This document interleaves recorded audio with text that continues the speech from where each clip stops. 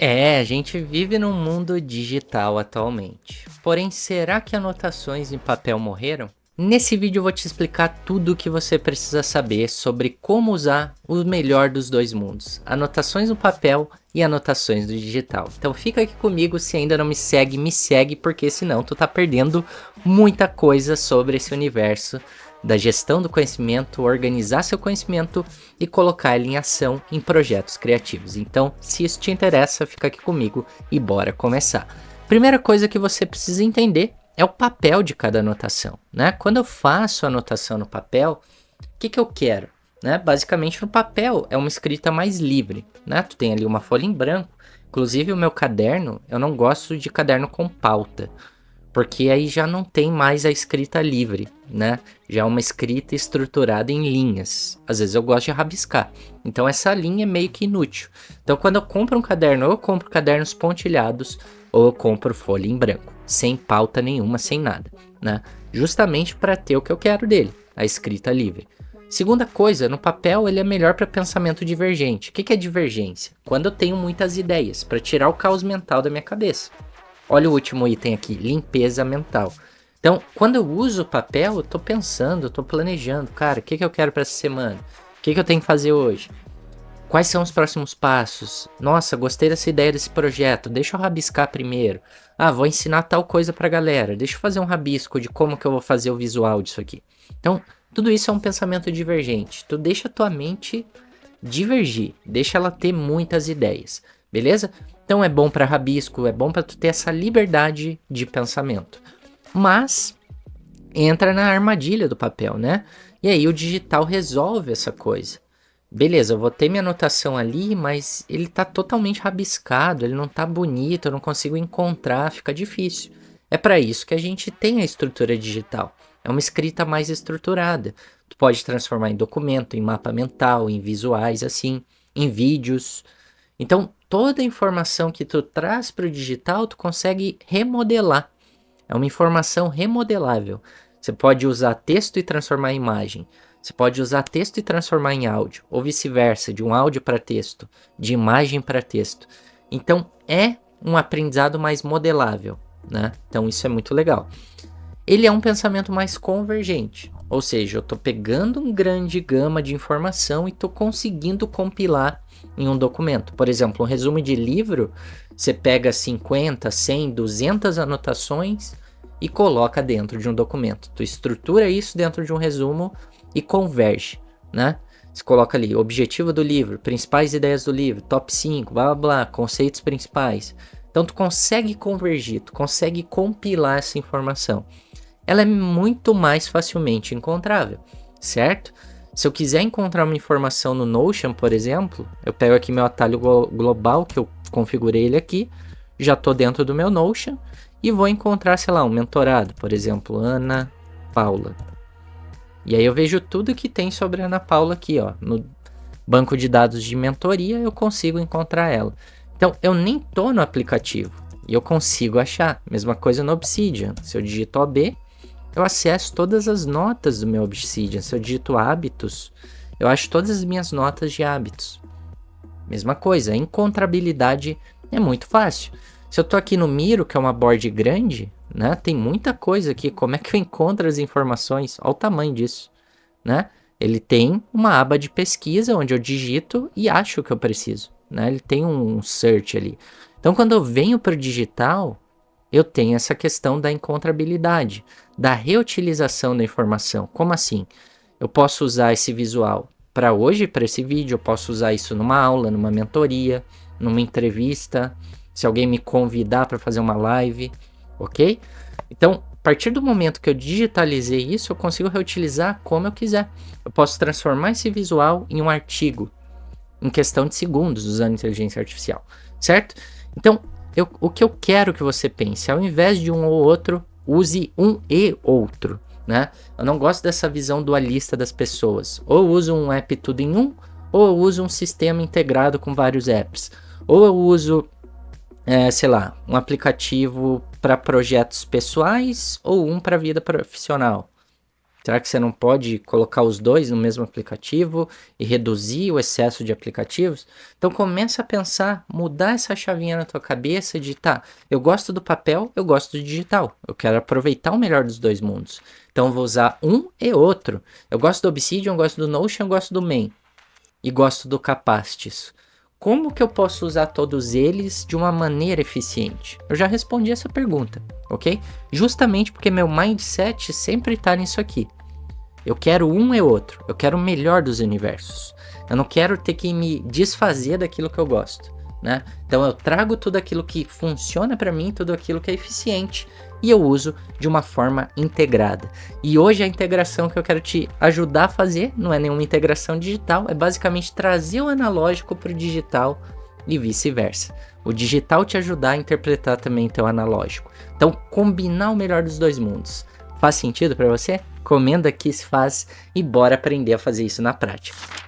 Certo, Léo, mas como eu digitalizo minhas anotações em papel? Existem duas formas que eu considero bem legais. Mas antes que a gente fale sobre digitalização, você precisa entender o conceito de OCR, né? O que significa OCR? São ferramentas, então, quando tu for pesquisar um app, pesquisa se ele tem o OCR. Vários leitores de PDF têm. ClickUp, por exemplo, tem, o Main tem leitor de OCR. Então, é legal tu achar esses aplicativos para tu ganhar essa função no teu sistema, tá? De produtividade. Então, vai trazer muita capacidade para tua gestão do conhecimento, certo? Então, OCR basicamente é uma tecnologia usada para converter diferentes tipos de documentos, como imagem, texto impresso, em dados que podem ser editados e pesquisados por computador. Então, o OCR é o que torna real aquilo que eu falei. A gente vai usar um e outro, né? Então é através dessa característica que a gente vai conseguir. E dentro dos apps que eu conheço, né? Eu já testei várias coisas, eu separei dois modos eficientes de usar esse OCR. Dentro da câmera do teu próprio celular, então tu não precisa pagar aplicativo nenhum para fazer isso. Você tira a foto, entra com a câmera do celular, ele já vai reconhecer esse texto. É um jeito de fazer. Porém, ainda carece de algumas coisas, que é a segunda forma que eu vou te mostrar hoje, que é usando o ChatGPT Vision, né? Ele tem na versão do ChatGPT 4. Então, ao invés dele simplesmente copiar o texto, ele te ajuda a interpretar aquela informação. Então, você só não copia o texto, mas também tu faz análise, né? Tu analisa essa informação melhor e traz uma compreensão muito maior daquilo que está naquele papel. Bora ver isso na prática? Eu separei 5 imagens aqui para a gente usar nessa explicação. Bora lá! Então aqui eu tirei 5 fotos do meu caderno, né? Então aqui a gente tem uma imagem que eu usei para planejar algumas coisas, né? Então tem planejamento do meu dia, hoje e amanhã. Tem um rabisco sobre meu método, né? Algumas ideias que eu fui anotando de uma reunião que eu fiz. A gente tem um conceito complexo de um livro, que é bem complexo, de pensamento sistêmico, chamado A Quinta Disciplina. A gente tem um livro mais fácil e didático, como O Segundo Cérebro, do Tiago Forte. É uma escrita bem fácil de entender. A gente tem um conceito que eu expliquei um vídeo atrás, que é sobre fonte única da verdade, sobre os tipos de informação, né? A gente tem também aqui um projeto. Então aqui tem todo um backlog de projeto que eu estava planejando, um processo. E a gente basicamente é isso. Então, bora ver como que a gente passa isso para o ChatGPT e extrai o melhor dessa informação. Então, isso não vai ser uma página jogada em um caderno que eu vou perder e nunca mais vou achar. Porque, cara, são informações valiosas. São informações que com certeza eu vou querer pesquisar e eu vou querer reutilizar. Bora pro ChatGPT então. Bom, então a primeira coisa que eu vou fazer aqui no ChatGPT é basicamente subir a imagem, né? Eu indico você a subir uma por uma, porque vai ser melhor para o ChatGPT interpretar aquela informação. Então vamos começar pelo mais fácil, né? Que é um livro simples do Tiago Forte, que eu simplesmente vou falar o seguinte, né? Eu vou escrever o seguinte prompt. Então vou escrever aqui para você ver, né? O que eu vou passar aqui para ele? Vou falar, resuma esse método para... em bullets, de forma simples e reutilizável. dando alguns exemplos aplicáveis para informações de um empreendedor que trabalha com educação e produtividade, né? Então, além de eu pedir para ele trazer o resumo dessa imagem, né, do texto que está ali na imagem, eu também pedi para ele ir um passo além. Será que ele vai entender isso? Eu pedi para ele trazer alguns exemplos também, que inclusive não foram citados pelo autor. Nessa página não tem nenhum exemplo do meu caso de vida. Então, basicamente, a gente usa a função do ChatGPT justamente para isso. Se não, era só pegar meu celular, apontar a câmera ali e extrair o texto. Mas eu quero analisar essa informação. Vamos ver o que ele vai retornar para a gente, né? Então, ele já subiu a imagem, está analisando a imagem e daqui a pouco ele começa a trazer a resposta. Ó, ele está começando a fazer a resposta já. Ó, é um sistema de organização de informações, tal, em 4 categorias principais. Daí tem aqui o projetos, né, o para, descrição e alguns exemplos. Olha que legal. Então ele traz a descrição do para, que foi dada pelo autor dentro do livro, e ele também já acrescenta exemplos para o meu caso de uso, né? Então ele deixa essa informação muito rica. O que eu faço com isso depois? Basicamente eu copio a resposta e coloco em algum aplicativo. Normalmente é um aplicativo de pensamento raso, que é onde eu jogo a informação mais curta para processar ela depois melhor, com calma, e aí saber o que eu vou fazer com aquela informação, se eu vou acionar ou se eu vou criar um sistema de referências para eu consultar sempre que eu quiser, beleza? Então ele deu uma explicação super legal, né? Uma descrição curta, ó, esforço de curto prazo, o que são áreas e alguns exemplos que eu posso manter na minha vida, ó, algumas áreas da minha vida. Manutenção de um blog sobre produtividade pessoal. Eu uso aqui o YouTube, tá muito certo. O YouTube é uma área da minha vida, é uma área de responsabilidade. Desenvolvimento de um curso online. Aqui ele fala curso online sobre gerenciamento do tempo. Eu tenho uma escola de produtividade.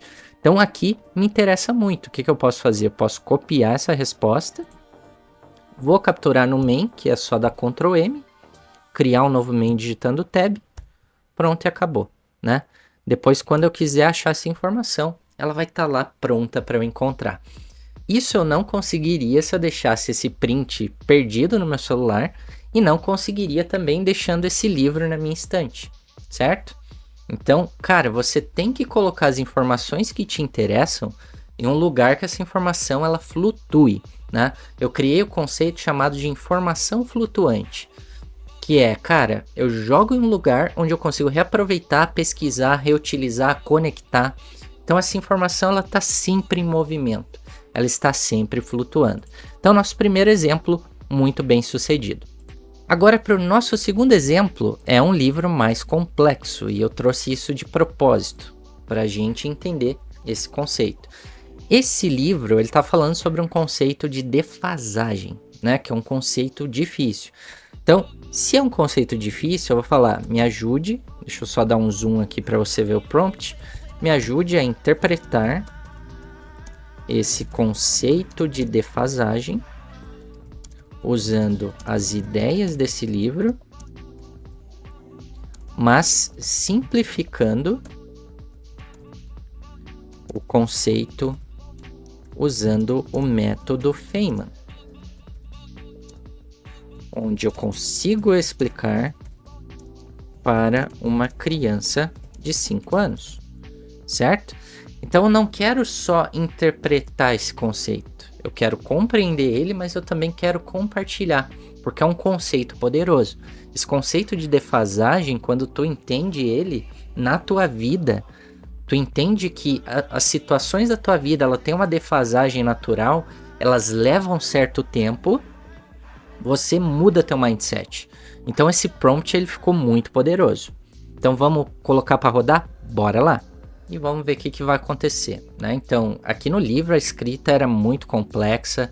Eu lembro que eu li esse livro a primeira vez, eu fiquei, puta merda, eu não entendi nada, cara. Aí eu tive que ler ele 2 vezes. Eu li esse livro 3 vezes, né? Então eu li, não entendi nada, li de novo para entender e li mais uma vez para internalizar. Pode ver que esse livro tá cheio de adesivos ali, né? Onde eu coloquei os adesivos nas partes principais. Então olha que legal, vamos simplificar o conceito de defasagem, usando o exemplo do livro que ele fala sobre a água do chuveiro, só para exemplificar o comportamento disso, né? Então olha que legal, imagina que tu tá brincando com a torneira do chuveiro, blá blá blá, né? E de repente a água começa a ficar quente, ou seja, o que o chuveiro funciona, né? A gente liga o chuveiro, a água começa fria, mas ao longo do tempo, de um certo tempo, ele começa a esquentar. Isso é basicamente algumas coisas, alguns objetivos da nossa vida. A gente começa, sei lá, criando um vídeo aqui, um vídeo lá, não tem audiência nenhuma. Aí do nada seu canal atingiu 10 mil inscritos, 15 mil, 20 mil, 100 mil, 1 milhão. Vai crescendo. Existe uma defasagem de tempo, onde tu precisa se dedicar, mas ao longo do tempo aquilo acontece. Então aqui, ó, ele vai trazer esse exemplo, né? Inclusive ficou meio grande, eu não quero isso. Então posso falar encurte essa explicação em um tweet. Né? É um outro prompt que eu vou usar aqui só para deixar mais curto, mais fácil de explicar. E aí eu posso usar a explicação mais longa se eu quiser, num vídeo longo. Eu posso usar a explicação mais curta em um story ou em um post simples, ou simplesmente debater isso com alguém. Né? Ó, quando você ajusta a torneira para mudar a temperatura da água, ela demora um pouco para reagir e tudo mais. Só que eu não quero esse exemplo, né? Troque o exemplo para uma situação de produtividade pessoal. Foque em metas, né? Que é quando a gente quer alguma coisa, quer muito, só que a gente não espera o tempo natural. Vamos ver se ele vai interpretar bem esse conceito. Ao estabelecer metas, se você mudar seus planos rapidamente sem ver resultados, será como ajustar a torneira rápido demais. Você não vai atingir o equilíbrio desejado. Sensacional! É quando a gente quer as coisas do dia para a noite, a gente não investe o tempo necessário e fica mudando. Ah, criei um vídeo de produtividade e não deu certo, eu vou mudar de tema, vou falar de inteligência emocional. Você acaba não dando tempo para tu crescer. Então tu tem que focar em uma coisa. Então pequenos passos e paciência ajudam a alcançar seus objetivos com mais precisão. Novamente, o que eu vou fazer com isso? Eu não vou deixar aqui solto no ChatGPT, vou ir para o main, vou copiar isso aqui, né? Dá um Ctrl M, Tab para fazer um novo main. Já dou aqui e falo conceito de defasagem do pensamento sistêmico. Certo? E aí eu copio isso aqui e eu já vou fazer essa explicação em um tweet, né? Defasagem em um tweet. Beleza? Olha que legal. E aí eu pego essa última explicação que eu gostei. Na verdade eu vou pegar as duas, né? Vou pegar essa, Ctrl M, vou colar aqui. Vou pegar a outra aqui também. Vou colocar aqui outro exemplo. Outro exemplo. E cola embaixo. Certo? Para fazer esse main é só dar um Ctrl Enter capturado. Beleza? Então agora eu mandei essa informação flutuante para um local que com certeza eu vou achar depois. Então aqui eu tô digitalizando aquelas coisas que a gente deixa passar no dia a dia, que a gente gosta, mas quando vai lembrar daqui 1 ano, 2 anos, nem lembra em qual caderno anotou, em qual página. Não tem um bom sistema de encontrabilidade. Isso é péssimo, né? Agora vamos ver um exemplo para planejamento, né? Eu vou pegar uma imagem de planejamento. Então aqui eu tenho a imagem do meu dia, se eu não me engano, né? E aí eu vou pedir o seguinte, deixa eu só confirmar, vou colocar nome na imagem só para eu saber que é do meu planejamento. Eu vou usar essa imagem aqui, tá? De planejamento do dia. Então aqui a gente tem uma imagem sobre planejamento. É exatamente essa que eu vou subir. Então vou voltar aqui para o ChatGPT, pegar planejamento, subir. Vou falar o seguinte, crie uma lista de tarefas em bullets de hoje e amanhã, certo? Descarte o resto, porque eu tinha anotado mais coisas, eu só estou interessado no meu planejamento de hoje e amanhã. Descarte o resto. Vamos ver o que ele faz com essa imagem, né? Então aqui tem algumas coisas que eu rabisquei e eu quero ignorar essa parte de baixo. Vamos ver se o ChatGPT ele reconhece isso. Provavelmente ele vai reconhecer. Então vou aguardar um pouquinho. Ó que legal. Aqui está uma lista de tarefas simplificada e focada para hoje e amanhã. Tá demorando um pouquinho, né? Mas ele deve fazer, ó. Finalizar funil e consolidar parceria, estudar mais sobre insights de inteligência artificial. Aqui ele reconheceu AI como se fosse inteligência artificial, mas na verdade é anotações inteligentes. Alimentar o main, né? Ele reconheceu como menu, às vezes ele dá um errinho, mas tá tudo bem, né? Então aqui ele criou uma lista de tarefas para fazer. Isso aqui eu posso colocar no meu gerenciador de tarefas. Então eu posso pegar aqui, dar um Ctrl C, certo? Pegar, por exemplo, isso aqui para fazer hoje. Eu tenho um atalho para ir lá para o meu gerenciador de tarefas, que é o Todoist. Então, Alt Z. Olha que legal, já abriu ele. E vou dar um Ctrl V. E olha que legal essa função do Todoist. Quando eu peço para ele mandar assim em bullets, ele já pergunta, você quer adicionar as 4 tarefas? Então ele vai quebrar cada linha em uma tarefa. Ao invés de eu copiar linha por linha, né? E criar a tarefa linha por linha, ia demorar demais. Então vou adicionar essas 4 tarefas. Se eu quiser ver, é só abrir aqui rapidamente, vir aqui na minha caixa de entrada. Olha que legal, ele já capturou tarefa por tarefa, beleza? Muito bom, né? E eu só tenho que editar isso aqui, que isso aqui é anotações inteligentes. Salvar. E aí depois alimentar o main. Basicamente é isso, certo? E também, basicamente, eu posso colocar data para hoje, né? Então eu seleciono tudo, né?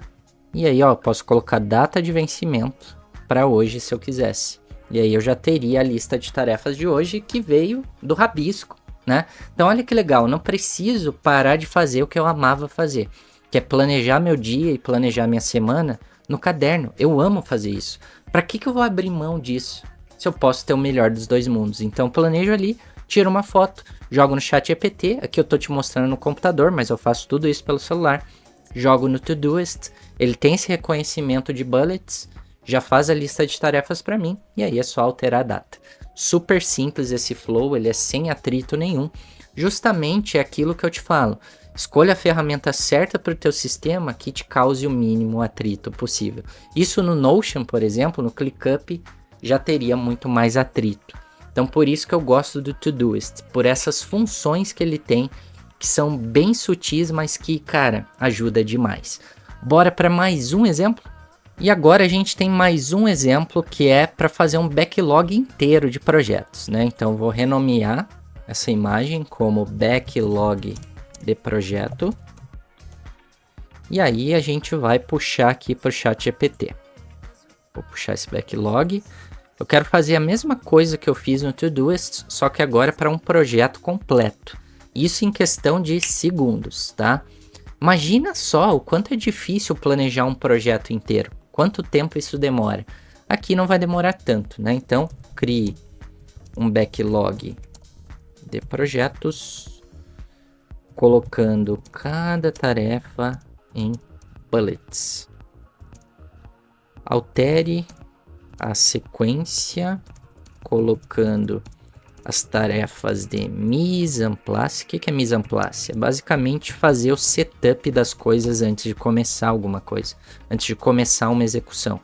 Então, altere a sequência, deixa eu dar um zoom, as tarefas de mise en place no início. E depois, siga a sequência anotada. Certo? Aí eu vou pôr aqui para rodar, vamos ver o que vai acontecer. A tendência é que ele crie, né, certinho para mim, as tarefas uma atrás da outra. E olha que legal, aqui ele não só vai interpretar, como ele também vai alterar a sequência. Então não importa se eu escrevi de um jeito caótico, e foi o que aconteceu aqui, que algumas tarefas que são lá no início do projeto eu coloquei lá no fim da página, ó, ele já reorganizou para mim. Ele puxou o mise en place para cima. Isso é muito legal de se fazer, tá? Então é um jeito fácil de digitalizar suas notas. E você vai ver que agora eu vou copiar, passar para o Todoist e ele já vai fazer todo o resto, né? Vai ser muito interessante criar esse projeto. em questão de 2 minutinhos vai levar, né? Então vamos aguardar aqui e a gente já volta. Então aqui ele terminou de processar o backlog, vou fazer o mesmo processo. Então vou puxar aqui, certo? Vou dar um Ctrl C, novamente Alt Z para capturar no Todoist, Ctrl V. Ó, aí ele já reconheceu, cada linha de texto será adicionada como uma tarefa em separado. Então já vou adicionar essas 6 tarefas, vou copiar essa parte também, já vou dar um Ctrl C, Alt Z, Ctrl V, adicionar mais 5 tarefas, e essa de template, na verdade, ela não precisa ser feita, né? Basicamente, essas duas coisas aqui eu não vou fazer agora. Então, eu só estou interessado no mise en place e no projeto em si, que são essas tarefas aqui. Então, aqui dentro do Todoist, basicamente, eu só tenho que organizar essas coisas, né? Então, seleciono aqui, pego tudo, e aí eu crio um projeto, né? Então, tem a função mover para, e eu posso criar um projeto específico para isso, né? Então, aqui era um checklist, basicamente, de mentoria. Então, eu vou criar um projeto chamado de criar processo padronizado de mentoria. Ok? Vou criar esse projeto aqui. E aí eu vou mover para isso, né? Mentoria. Vou mover para lá essas atividades. Agora eu tenho essas atividades aqui, certo? Só que aqui eu tinha separado por seções, né? Tinha o mise en place e tinha o projeto. Então, basicamente, eu posso criar isso aqui dentro. Posso vir aqui, adicionar seção, colocar mise en place, adicionar essa seção e eu posso adicionar mais uma seção, que é o projeto em si. Então, vou colocar aqui, que são as calls, né? Depois que a gente faz o mise en place, a gente faz as calls da mentoria. E aí fica super fácil, né? O que é o mise en place? Criar esse projeto aqui no Todoist, criar a pessoa no Capacities, né? Eu posso trazer para cá. No caso, ele criou como uma subtarefa, mas não é. Agendar acompanhamento é aqui. Esse aqui foi duplicado, então vou excluir. Checklist Notion automatizado é aqui. E realizar chamada de alinhamento. Então, isso aqui também é na cal. É a primeira coisa que eu faço. Então, olha que legal. Eu saí do papel bem caótico, bem desorganizado, e eu trouxe estrutura, encontrabilidade e reutilização daquilo. Porque uma vez que eu termino esse projeto, eu posso reaproveitar esse processo de novo, né? Então, pode ser algo recorrente que eu posso criar. E eu posso visualizar do jeito que eu quiser. Normalmente eu deixo assim, né? E aí fica sessão por sessão tudo aquilo que eu tenho que fazer, certo? Então espero que esse vídeo tenha sido valioso para você, que eu tenha trazido ideias e que tenha te despertado essa vontade de usar o melhor dos dois mundos, papel e o digital. Grande abraço e a gente se vê no próximo vídeo.